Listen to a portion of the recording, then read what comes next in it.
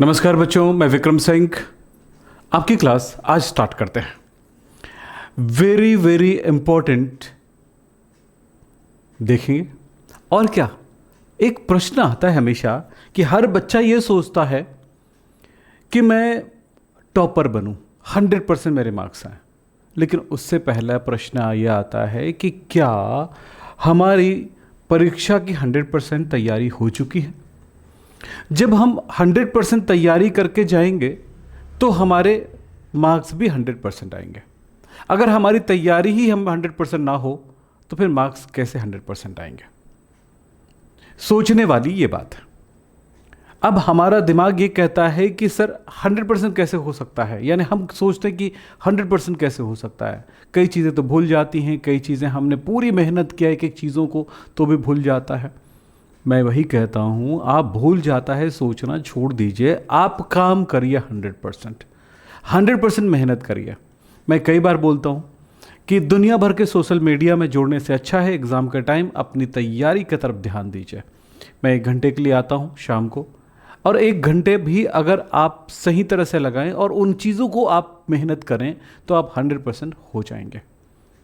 बच्चों, आपके एग्ज़ाम के समय जिस दिन आपका एग्ज़ाम होगा उससे पहले के टाइम पे मैं आपको इम्पोर्टेंट क्वेश्चन और ला के दे दूँगा, तो आप समझ जाना इन प्रश्नों को बना सकते हैं कि नहीं, और बना सकते नहीं हैं तो उनको पूरी प्रैक्टिस कर लीजिएगा। और कई बार मैंने इंपॉर्टेंट क्वेश्चंस भी आपको दिखाए हैं।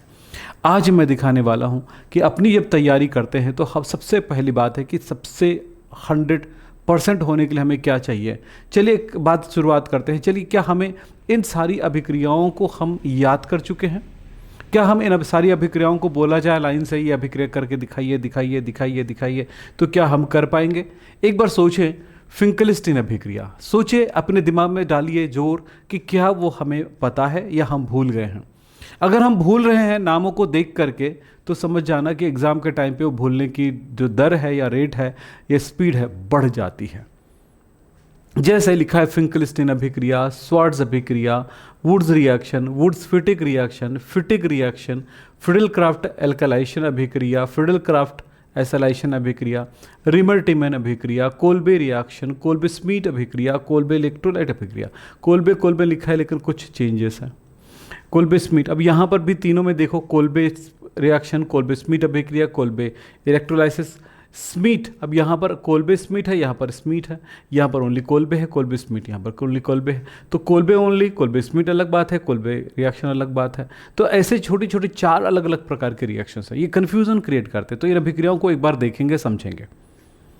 यहाँ पर देखें, रोजनमुंड रिएक्शन, स्टेफन रिएक्शन, रिटार्ड रिएक्शन, सैंडमेयर रिएक्शन, बाल्सीमैन रिएक्शन, और देखें आगे Gattermann Koch reaction, Gattermann reaction. अब गटरमैन शब्द इसमें है लेकिन कुछ चीज़ें चेंज हो गया है। Clemmensen reduction, Wolff Kishner reduction, फिर लिखा हुआ है Tollens test, Fehling test, Cannizzaro reaction, aldol संघनन, एल्डोल रिएक्शन, एल्डोल कंडेंसेशन, फिर आता है क्रॉस एल्डोल कंडेंसेशन, फिर आता है Hell Volhard Zelinsky reaction, HVZ reaction, Gabriel phthalimide reaction, Hofmann bromamide reaction, carbylamine reaction, Hinsberg test, coupling reaction. अब हम क्या भूल गए हैं क्या नहीं, आज तय कर लीजिए।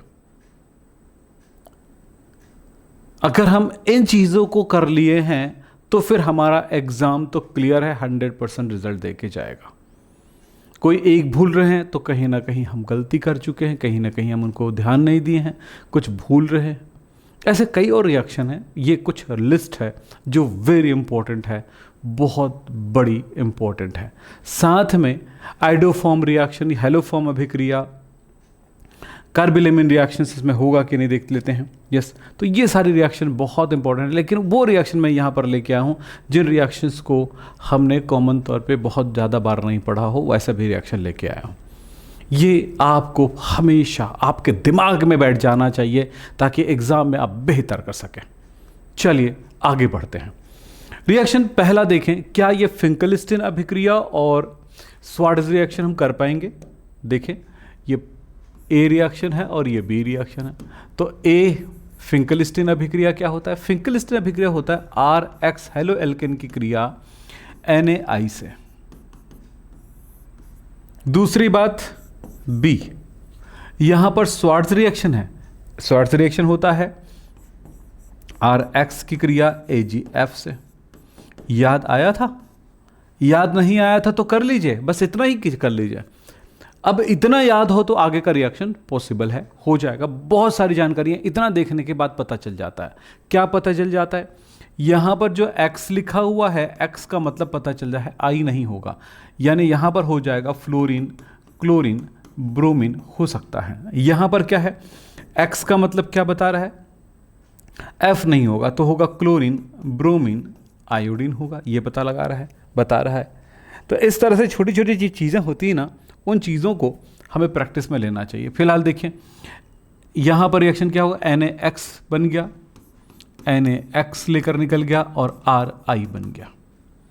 इस जगह पर क्या हुआ, AgX निकल गया, यानी कि RF बन गया। मैं थोड़ा सा स्पीड चलूंगा आज, ताकि आप उन रिएक्शंस को वापस याद कर सको, और कितनी चीज़ों को याद करके जाना ज़रूरी है वो मैं बताना चाहूँ। बस इतनी ही चीज़ों को जानना ज़रूरी है, बाकी अपने आप सब कुछ बन जाएगा अगर आप थोड़ा बहुत मेरे साथ साल भर रहे हो तो। बस इतना ही कहूँगा। चलिए, और नहीं भी रहे हो तो थोड़ा बहुत तो कर ही सकते हो। चलिए, दूसरा reaction, Wurtz reaction A, Wurtz Fittig reaction B, Fittig reaction C। चलो 3 रिएक्शन के बारे में बात करते हैं। पहला A, वुड्स रिएक्शन, किसी भी हेलो एल्केन की क्रिया सोडियम धातु से करने पर ड्राई ईथर की उपस्थिति में गर्म करते हैं।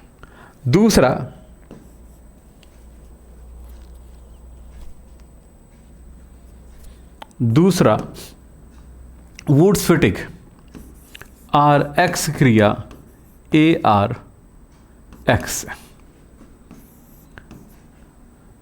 ड्राई ईथर की उपस्थिति में गर्म कर रहे हैं। और थर्ड है फिटिक रिएक्शन ARX की क्रिया सोडियम, इसमें सोडियम लिखना भूल गया मैं, plus Na।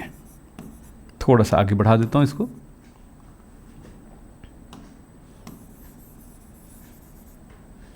Plus Na, dry ether. ये लीजिए, यहां पर क्या, ARX प्लस Na, दोनों सेम है। ऐसे हम यहां पर ऐसे भी लिख सकते थे, नहीं तो फिर ये सोडियम बस लिख सकते थे, Na, ड्राई ईथर। यहां जो भी लिखा गया है आप समझ लें, यहां पर मैंने संकेत दिया है R, एलिफैटिक एल्काइल समूह।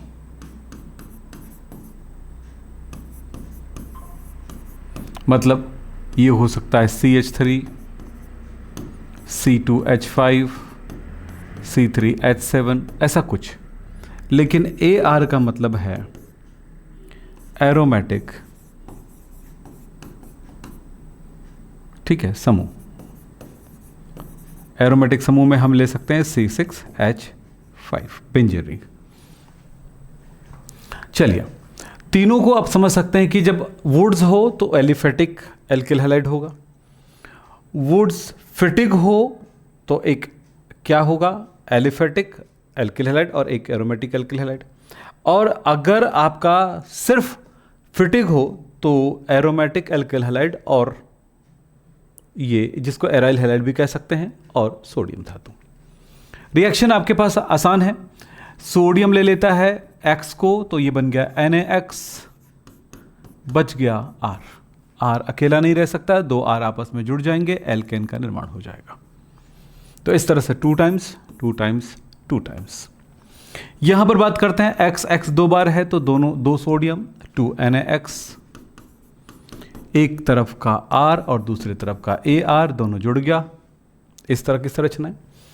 इसी तरह से यहां पर 2 टाइम्स होगा, ये भी NaX, सेम रिएक्शन, ऊपर वाला जैसा, ये वाला जैसा, और ये निकल जाएगा AR आपस में जुड़ जाएंगे। अब AR का मतलब C6H5 लगाकर लिख सकते हो, आप समझ सकते हो। इस तरह से इस अभिक्रिया को आपने 3 रिएक्शन, तो मैंने यहां पर कंपेयर किया है आज के क्लास में कि एक रिएक्शन पढ़ने के बाद वैसे ही कुछ नाम वाला बहुत बाद में पढ़ते हैं तो हमारे दिमाग में कन्फ्यूज़न आता है। तो जो सेम नेम वाला है या जिनका रिएक्शन में आपस में कोई संबंध है, उन अभिक्रियाओं को लेकर के आपके सामने आया हूं, जिससे क्या होगा, आपका कन्फ्यूज़न दूर हो जाएगा। वुड्स क्या है, वुड्स फिटिक क्या है, फिटिक रिएक्शन क्या है, वुड्स क्या है, फिटिक क्या है, वुड्स फिटिक क्या है, बिल्कुल क्लियर आपके सामने आ जाता है। चलो आगे बढ़ते हैं और देखते हैं। अगला है फ्रीडल क्राफ्ट एल्काइलेशन रिएक्शन और दूसरा है फ्रीडल क्राफ्ट एसाइलेशन रिएक्शन।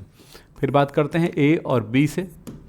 ए, Friedel Crafts alkylation, benzene ring,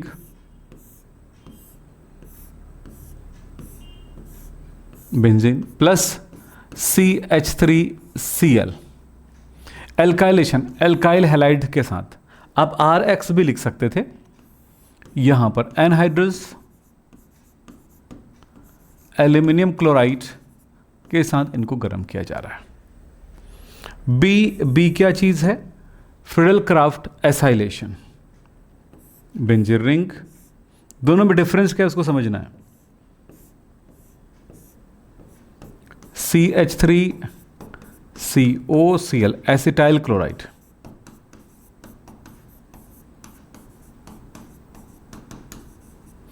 ये क्या चीज है, ये क्या है, बेंजीन। और ये क्या चीज है, क्लोरोमीथेन।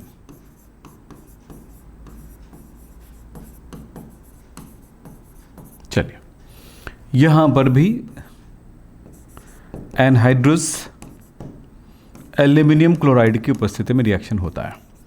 दोनों रिएक्शन को देखिए, दोनों रिएक्शन में कितनी समानता है, कितनी असमानता है। एल्काइलेशन एल्काइल समूह जुड़ता है, एसाइलेशन एसाइल समूह जुड़ता है, एसाइल यानी CH3CO समूह जुड़ता है। रिएक्शन क्या है देखें जरा। पहले वाले रिएक्शन में आप देखेंगे ये इसका Cl, इसका H निकल जाएगा, HCl बन जाएगा। ये C6H5, ये बेंजीन रिंग है।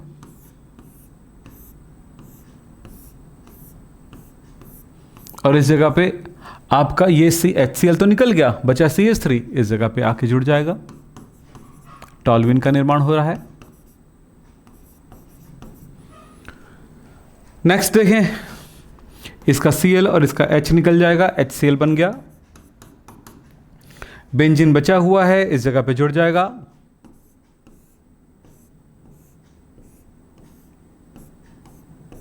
इस तरह से CO CH3, ये कहलाएगा एसिटोफिनोन।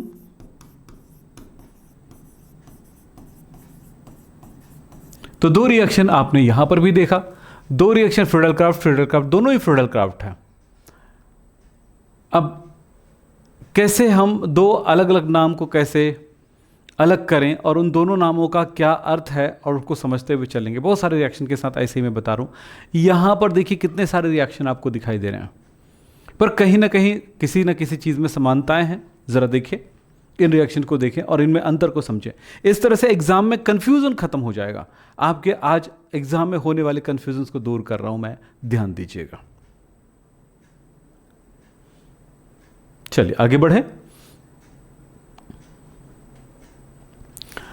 रिमल्टीमैन अभिक्रिया, कोल्बे रिएक्शन, कोल्बे स्मीट अभिक्रिया, कोल्बे इलेक्ट्रोलाइसिस, स्मीट रिएक्शन, ई। चलो सबसे पहले ए से स्टार्ट करते हैं।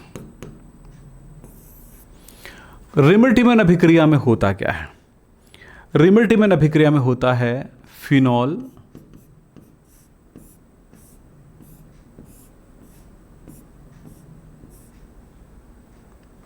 क्लोरोफॉर्म और KOH, 3 बार KOH। क्यों 3 बार KOH? तीनों Cl को लेकर निकलना है इसको, तो इस तरह से ये निकल जाएगा 3 टाइम्स KCl।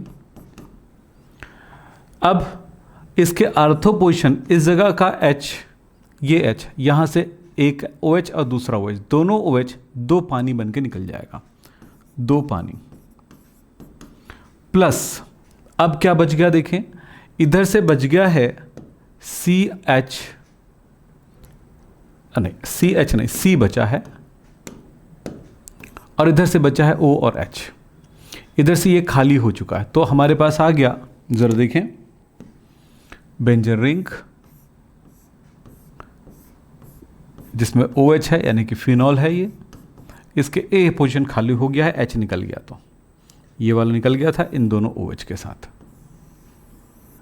अब O और H बचा है, C बचा है, तो इस जगह पे आ गया C और एक डबल बॉन्ड O और एक H, यानी कि ये ऑर्थोसैलिसिल्डिहाइड बनता है।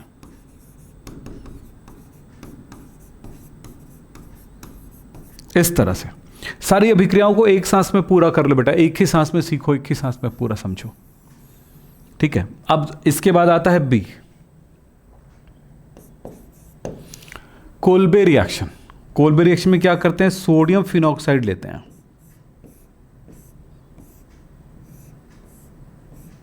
अभिक्रिया CO2 से कराते हैं, ये CO2 इस जगह पे आगे चला आएगा तो बन जाएगा ONA,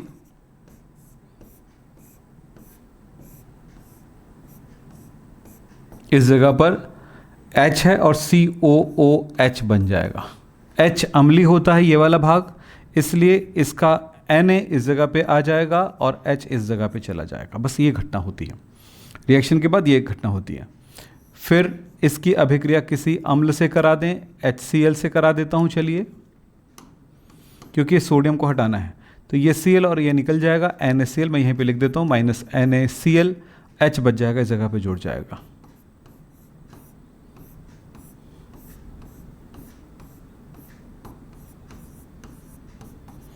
ऑर्थोसैलिसिलिक एसिड सैलिसिल्डिहाइड है, ये सैलिसिलिक एसिड है।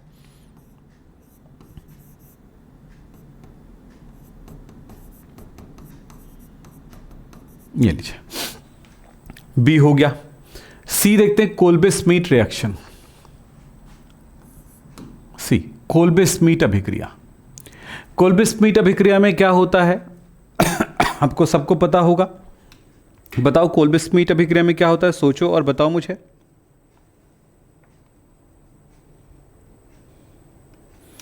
कोल्बे स्मीट अभिक्रिया और कोल्बे अभिक्रिया सेम है, तो इस तरह से बी और सी सेम हो गया, नाम का थोड़ा सा फर्क आ जाता है तो बच्चे घबरा जाते हैं।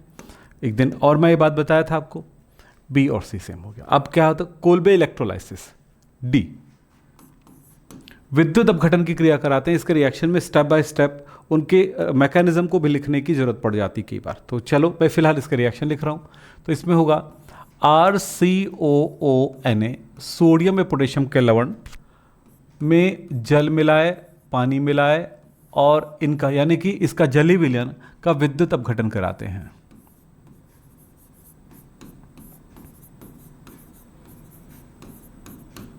विद्युत अपघटन करते हैं तो क्या होगा, Na निकल जाएगा OH के साथ, तो NaOH बन जाएगा। अब हमारे पास बच गया है H, ये वाला, ये H H2 के रूप में निकल जाएगा। तो इस तरह से ये दोनों, ये धनात्मक है और इसका जो Na भी धनात्मक है, तो धन की तरफ ऋण वाला जाता है, तो ये ऋणात्मक था। देखो ये धन वाला ऋण इलेक्ट्रोड की तरफ जाता है ना, कैथोड की तरफ जाता है, तो ये कैथोड पर मुक्त होने वाला है, ठीक है। तो Na पॉजिटिव था ना, तो पॉजिटिव निगेटिव की तरफ, तो कैथोड पर मुक्त होगा, ये हो गया। तो इस तरह से H2 दो बार किए तो दो बार, ये सब कुछ दो बार हो रहा है। अब हमारे पास दोनों H निकल गया, दो OH निकल गया Na के साथ। अभी हमारे पास बचा है दो CO2, दो बार, ये दो बार, और प्लस बचा है हमारे पास R, ये दो बार, दोनों R आपस में जुड़ जाएंगे इस तरह से, तो ये एल्केन बन गया। तो ये दोनों ही एनोड पर मुक्त होगा इस तरह से। तो विद्युत अपघटन की इस क्रिया को बड़े आराम से हम समझ सकते हैं, और इस पर प्रैक्टिस जितनी रहेगी जितना उतना ही आसान होती जाएगा। प्रैक्टिस बहुत मायने रखता है। फिर आता है ई। अब हमारे पास आ जाता है ई। कहीं पर स्मीट अभिक्रिया उपयोग हुआ है, कोल्बे स्मीट, तो स्मीट, ओनली स्मीट शब्द हो तो क्या होगा ये देखते हैं। स्मीट अभिक्रिया होगा तो कार्बोक्सिलिक अम्ल की क्रिया होने वाली है हाइड्रोजोइक अम्ल से, यह कहलाता है हाइड्रोजोइक अम्ल HN3।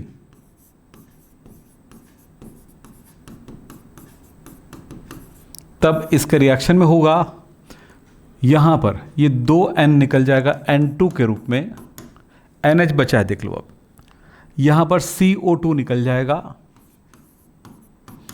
अब देखो यहां पर एक N और एक H बचा है और यहां पर H, तो NH2 हो गया, RNH2 बन गया। प्राथमिक एमाइन का निर्माण होता है, फर्स्ट डिग्री एमाइन का निर्माण होता है। इस तरह से हम जो एक जैसे दिखने वाले रिएक्शन या एक जैसे नाम वाले रिएक्शन को एक साथ पढ़ें तो हमें हमेशा याद रहेगा। मैं वही करता था कि कहीं पर इस टाइप का रिएक्शन मैंने पढ़ा था यार, ये जब मुझे एहसास होता था ना, तो मैं उस रिएक्शन को क्या सेम है कि अलग है, अगर मैं भूल गया हूं तो पता लगाने के लिए उस रिएक्शन को उस जगह पे जाके देखता था, उस चैप्टर में जाके देखता था। तो जिससे क्या होता था कि वो जो चैप्टर की वो जो दो अलग अलग टाइप का रिएक्शन मैंने देखा है, नाम सेम लेकिन रिएक्शन अलग हो गया, तो भी उनको मिला करके एक साथ पढ़ लेता था मैं। कई बार ऐसे रिएक्शंस को मिलाना बहुत मुश्किल होता है, वही काम मैंने यहाँ पे किया है कि कैसे हम मिलाएं, उसे मैं आपको बताते जा रहा हूँ। चलते चलें, आगे बढ़ते चलें। अब रिएक्शन आ रहा है यहाँ पर रोजनमुंड रिएक्शन और स्टेफन अभिक्रिया, दो रिएक्शन हमें यहाँ पर मिल रहा है, थोड़ा देखेंगे। दो रिएक्शन मिल रहा है हमें।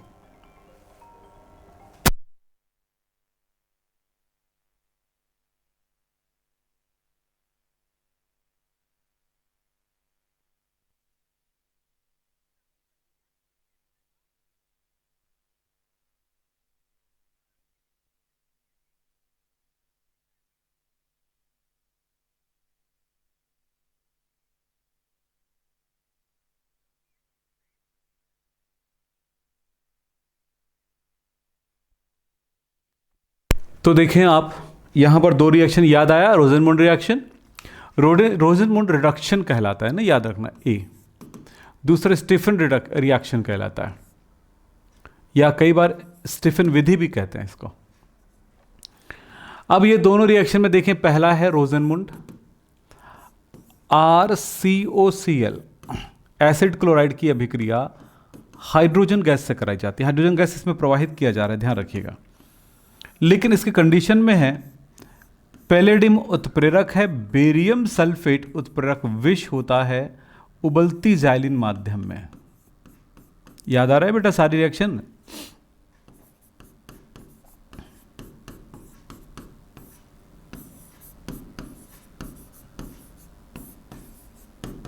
तब यहां पर जो क्रिया होगी उसे जरा समझेंगे।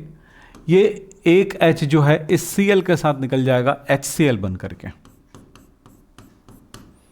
अब यहां से बचा है देखो RCO, और इधर आते हैं तो एक H बचा है, देखो एल्डिहाइड बन गया। ये कहलाएगा रोजनमुंड रिडक्शन, यानी कि रोजनमुंड अपचयन। दूसरा है हमारे पास स्टीफन रिएक्शन। स्टीफन रिएक्शन में क्या होता है? साइनाइड होता है, RC�BN, ये साइनाइड है।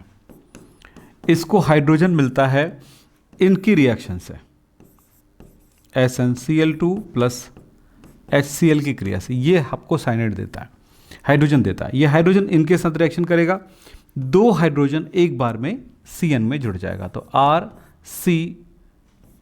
RC�BN, एक H यहाँ आ जाएगा, एक H यहाँ का, डबल बॉन्ड टूटने से, एक बॉन्ड टूटने से, ट्रिपल में से एक बॉन्ड टूटने से एक H यहाँ पर, एक वैलेंसी कार्बन पर।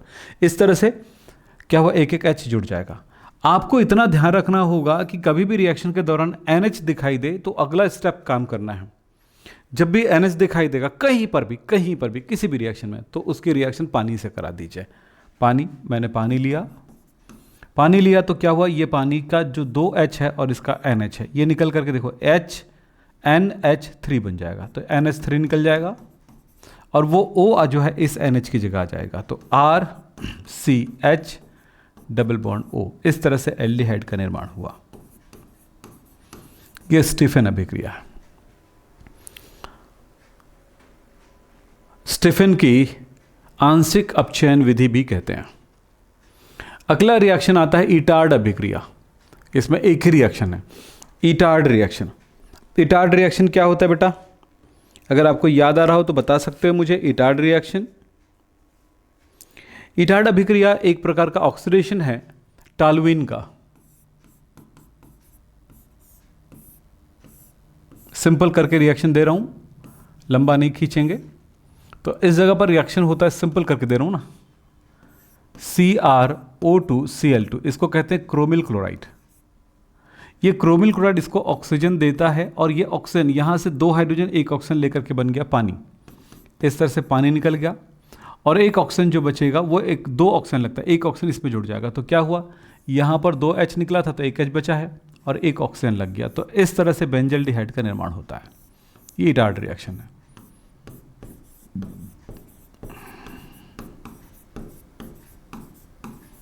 इस तरह से बेंजल्डिहाइड का निर्माण हुआ। सिर्फ वीडियो ना देखें, उसे करें प्रैक्टिस तो याद होगा, है ना। लिखते भी जा रहे होंगे तो ज्यादा अच्छी बात है। चलो आगे बढ़ते हैं। चलिए, Sandmeyer reaction. Sandmeyer reaction, Sandmeyer reaction में इस बात का जरूर ध्यान देना, बेंजीन डाइएजोनियम क्लोराइड, इसकी अभिक्रिया यदि HBr से कराता हूं तो मुझे लेना पड़ेगा CuBr। तब ये H और ये Cl निकल जाएगा HCl बन करके, और ये NN निकल जाएगा N2 बन करके, और उधर से बचा है C6H5, और ये सब तो निकल चुका है, बचा है Br। इस तरह से जो होने वाली रिएक्शन है इसे कहते हैं हम लोग सैंडमेयर रिएक्शन। डायएजोटीकरण रिएक्शन नहीं है ना, ध्यान रखना, ये सैंडमेयर रिएक्शन है। आगे चलते हैं। बाल-सीमेन रिएक्शन। बाल-सीमेन रिएक्शन क्या होता है वो अगर आप देखें तो बता सकते हैं। बाल-सीमेन रिएक्शन में क्या होता है बेटा, यहां पर एक प्रकार से अपचयन की क्रिया होती है, लेकिन किसके द्वारा,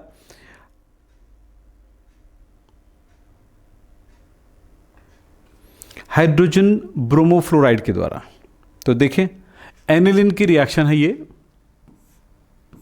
NH2।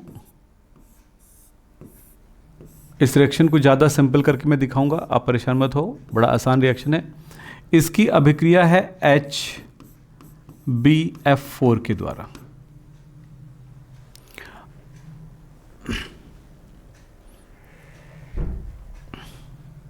HNO2 की उपस्थिति में, यानी इनके द्वारा रिएक्शन होगा। तब इस रिएक्शन में होता क्या है इसको जरा समझेंगे।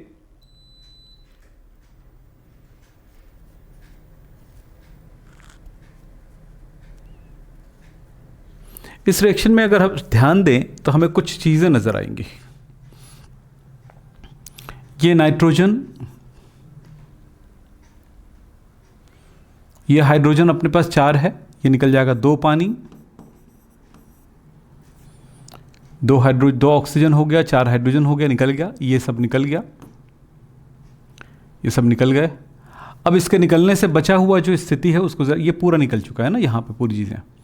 अब जो बचा हुआ इस पे ध्यान दें, एक नाइट्रोजन बचा हुआ है यहाँ पे, nitrogen 1 2 3 nitrogen plus charge, single bond. इस तरह की संरचना के साथ BF4 जुड़ता है,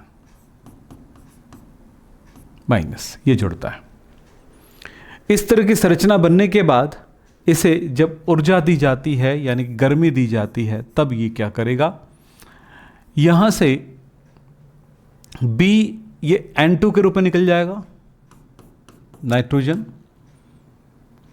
BF3 निकल जाएगा, प्लस जो F एक बचता है वो इस जगह पे जुड़ जाएगा, फ्लोरोबेंजीन का निर्माण होता है। ये बाल-सीमेन रिएक्शन कहलाता है, सिंपल एक रिएक्शन है। सॉरी, ये फ्लोरोबेंजीन, इसका नाम लिख देता हूं।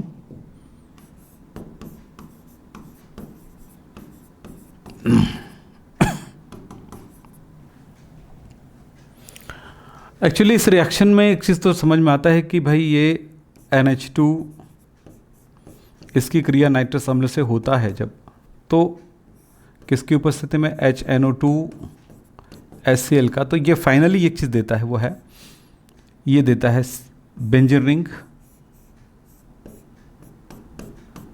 N double bond NCl। इसकी अभिक्रिया जब हो रहा हो आगे HbF4 के साथ, तो ये HH निकल जाएगा HCl बन करके। तो हमें एक समझ में आता है यहाँ पे कि इस स्थिति में क्या हुआ, ये निकल जाता है, तो अब एक नई बॉन्ड क्रिएट होती है यहाँ पे N ट्रिपल बॉन्ड N, और ये बन जाएगा इस तरह से यहाँ पर प्लस BF4 का निर्माण होता है। ये जो चीज़ें हैं ना, इसको हमने 2-3 स्टेप को ना लिख करके डायरेक्ट एक ही स्टेप में इन चीज़ों को लिखा है, ध्यान रखना। तो इन सारी चीज़ों को ना लिख करके हमने इतने में ही लिखा है इसको। तो मैं इन चीज़ों को ना ही लिखने के लिए बोलूँ, अगर लिखना चाहते हो तो लिख सकते हो जो मैंने बताया, तो वो पॉसिबल था। यानी पहले डाइएजोटीकरण रिएक्शन है, और डाइएजोटीकरण रिएक्शन के पश्चात इसकी HbF4 से रिएक्शन कराने की स्थिति में फिर ये आगे रिएक्शन बढ़ती है। ये चीज़ें दिखाई दे रही है इसमें। चलिए आगे चलें। अगले है गटरमैन कोच रिएक्शन और गटरमैन रिएक्शन। 2 रिएक्शन है A B। First A reaction देखें, गटरमैन कोच रिएक्शन। इसमें होता यह है गटरमैन कोच रिएक्शन में कि पहले स्टेप बाय स्टेप कराऊंगा रिएक्शन। पहले CO कार्बन मोनोऑक्साइड की रिएक्शन HCl के साथ होता है, तब ये बनाता है C डबल बॉन्ड OClH। एक बॉन्ड टूटता है, डबल बॉन्ड है, और एक जगह Cl एक भाग H आता है। फिर ये जो HClO है, ये बेंजीन के साथ रिएक्शन करता है एनहाइड्रस एल्यूमिनियम क्लोराइड की उपस्थिति में। तब ये Cl इस जगह के H को लेकर निकल जाएगा, HCl बन करके फिर ये जुड़ जाएगा इस जगह पर, तो HC डबल बॉन्ड O, और इस जगह पर Cl की जगह बेंजीन रिंग आ गया। इस तरह से बेंजल्डिहाइड का निर्माण होता है।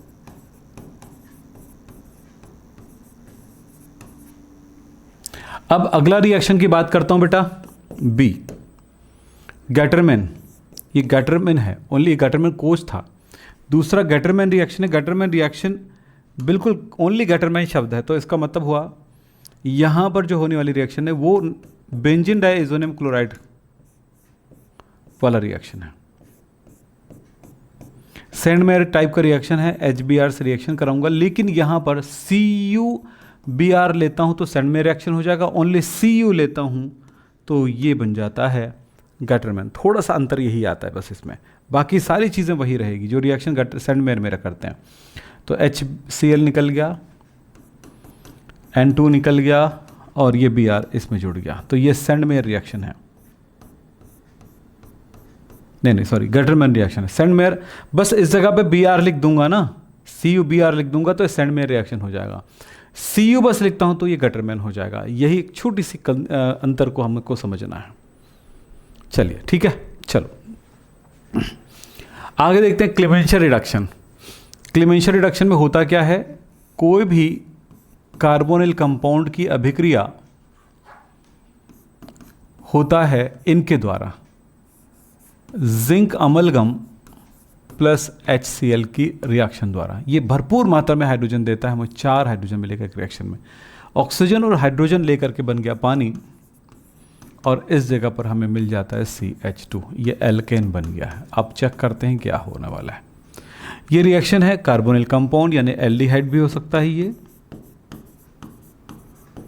या कीटोन हो सकता है। Example, CH3C double bond OH है, तब 4 हाइड्रोजन आएगा, और जिंक अमलगम प्लस HCl, इनकी रिएक्शन से हमें मिलेगा, ये पानी निकल गया, और ये CH3 हो गया, CH2 हो गया, H हो गया, इथेन बन गया। आप इसी तरह के रिएक्शन दे सकते हैं इसमें। CH3 ये एसीटोन है, कीटोन है, इसमें भी यही रिएक्शन आप दे सकते हैं, तो इसमें प्रोपेन बनेगा। करके देखिए, आप थोड़ा सा प्रैक्टिस तो करें। चलो आगे बढ़ते हैं। Wolff Kishner reduction. Wolff Kishner reduction क्या होता है जरा देखिए। सिंपल एक रिएक्शन देखते हैं, वोल्फ किश्नर रिडक्शन।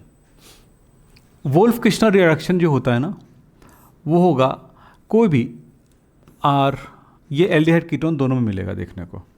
तो चलो मैं R1 मान लेता हूँ, इसको R2 मान लेता हूँ, C double bond O।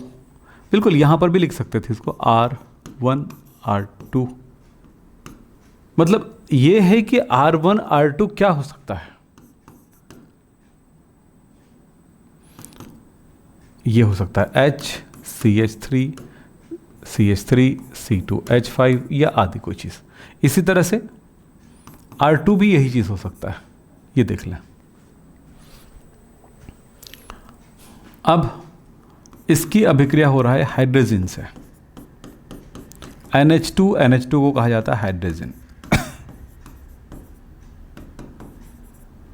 2H एक ऑक्सीजन निकल जाएगा पानी बन के, R1 R2 C double bond NH2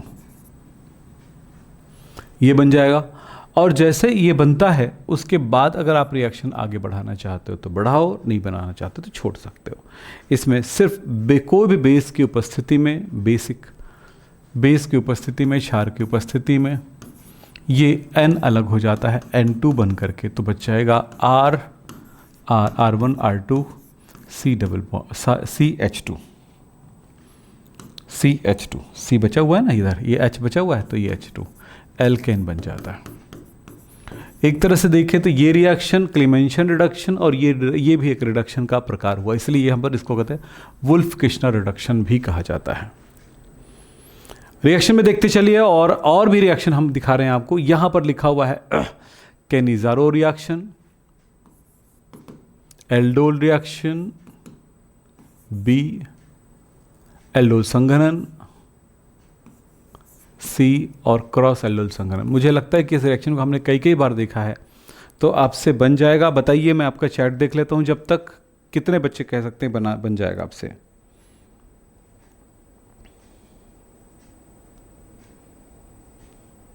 बोलो जल्दी से।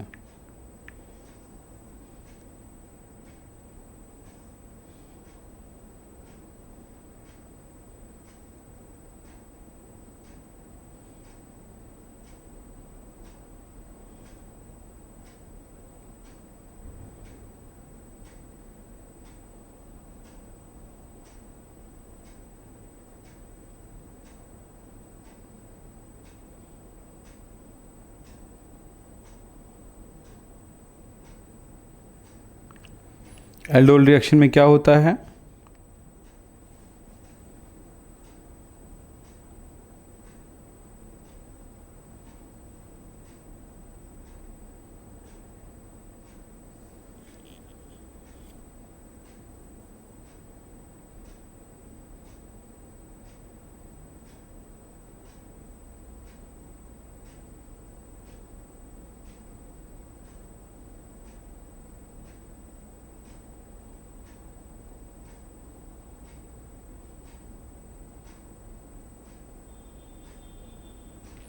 चलिए जल्दी करते हैं।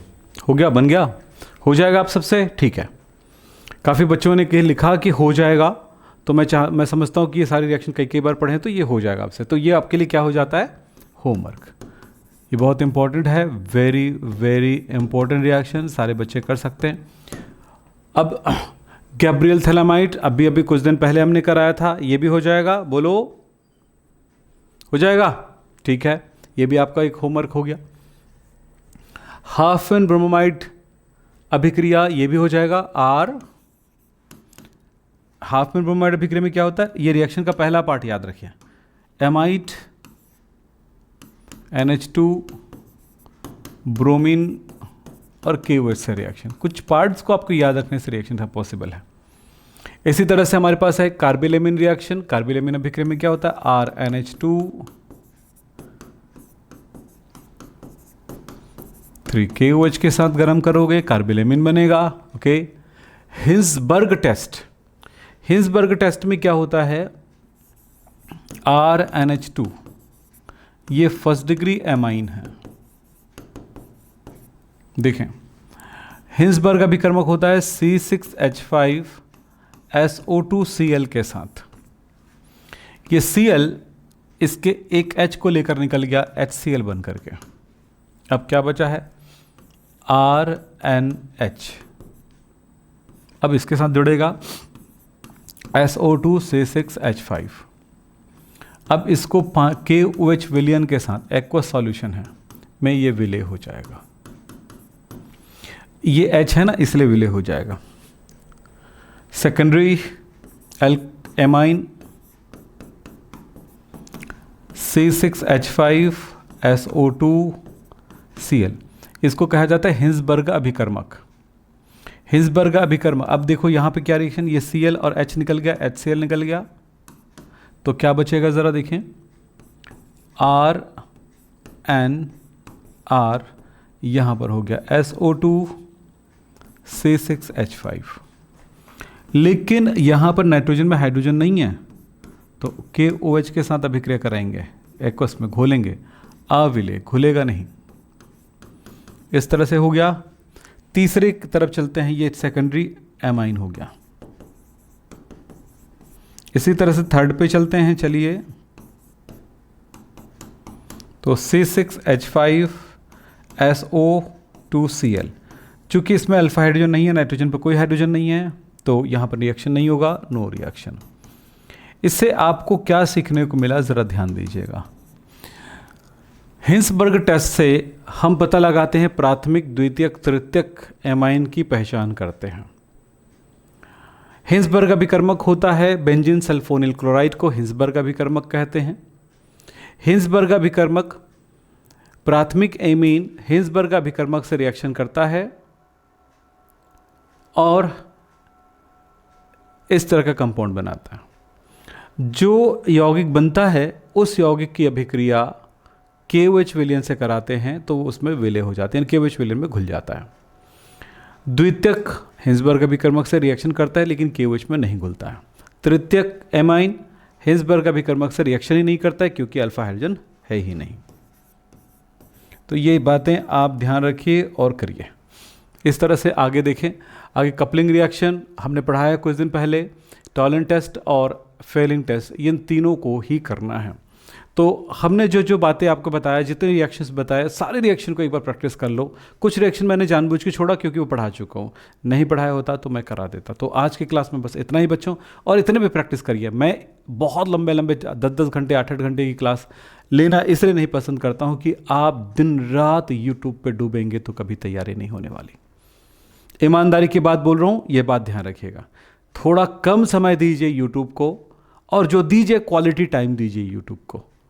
पूरा पढ़िए, उसके बाद अपने लेवल पे आपको पढ़ना होगा, सेल्फ पढ़ना होगा। जब तक सेल्फ स्टडी नहीं होगी रिजल्ट कभी नहीं आएगा।